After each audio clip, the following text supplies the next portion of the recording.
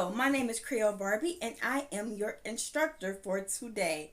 Welcome to my USPS Academy.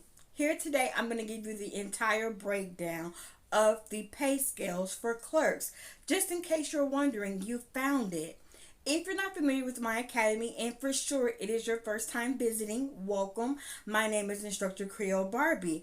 I'm here to give you guys the breakdown of the USPS. If you're not familiar with the USPS hiring process, please be sure to refer back to my previous videos where I give a great deal of detail in how the hiring process works.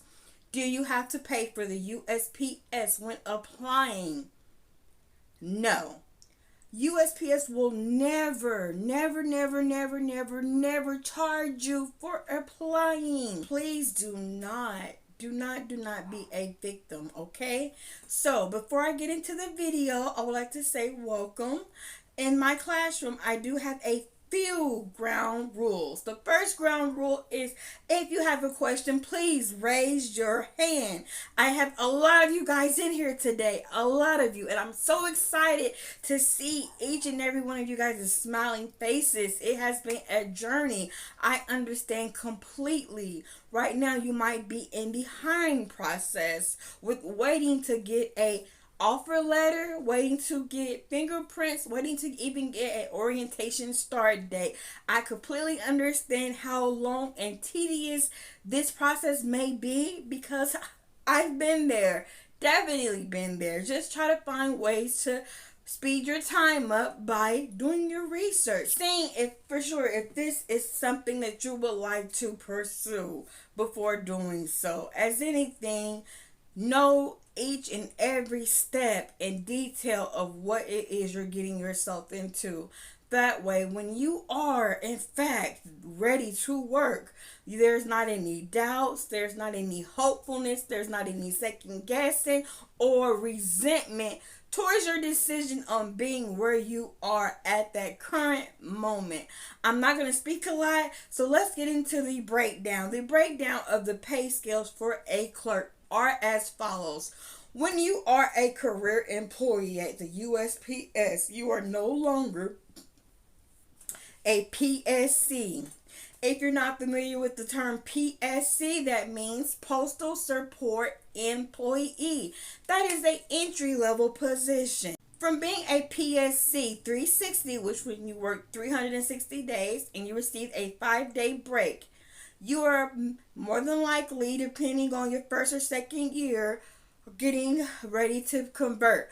Convert meaning to transition. Have a transition from being a entry-level position to a career position.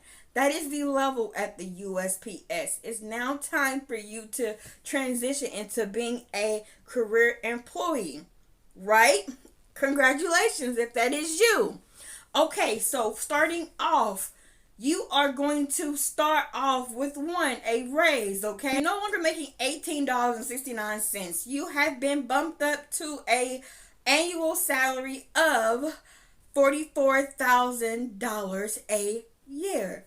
That is pay level FS. If you are a level 6, I'm going to show you the chart right now. This is the pay chart. This is where you start off at. If you are a level 6, clerks start off at a level 6. This is your annual salary for a clerk. Now, when you bump all the way down, you will see where you'll max out at. You no longer max out at O. Prior clerks that started and that's been there for a long time maxed out at O. And you see the difference from K to O? New clerks are actually maxing out at K. Now, I know there's a huge number difference, and it can be kind of discouraging. It can be quite discouraging. I understand that completely. But one thing I would like to tell you is this. Do not be discouraged by what you maxed out at, because even though you maxed out at that pay, however, you can still get contractual raises through the APW, which is the American Postal Worker Union. That is correct. The union will still provide you with contractual raises. So just pay attention to that when you look at your paycheck stubs. It'll say contractual raise increase or contractual increase if you see yourself making a little more money. So even though you maxed out in pay, you still have the opportunity to make more than what your max out amount is. That is the great thing about working at the USPS, you guys. You still get your cost of living adjustment, and then you still get whatever the union is benefiting every employee at that time. Do you have to be a union member to receive a contractual raise? No. How do I know? It's because when I first started, I thought I was a part of the union because in my orientation class, I actually signed up right there with the union clerks. However, something had happened. So when I was a PSC and when I reached my year to trying to get benefits, health benefits and the dental benefits, they told me, hey, we noticed that you're not a part of the union. And I was like, well, what do you mean? I signed up my first day when I was in orientation. But I noticed that I was not getting anything deducted from my pay stub. So if you guys are wondering if you're part of the union or not, be sure to check out your pay stub because it will actually tell you the union has been taking out of your paycheck every 2 weeks. Okay, you guys?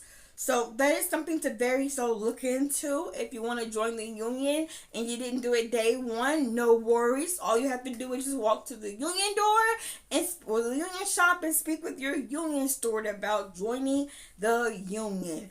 I'm not going to talk about the benefits in this video because I don't want to make it a lengthy video. However, I want you guys to absorb this information as much as you possibly can.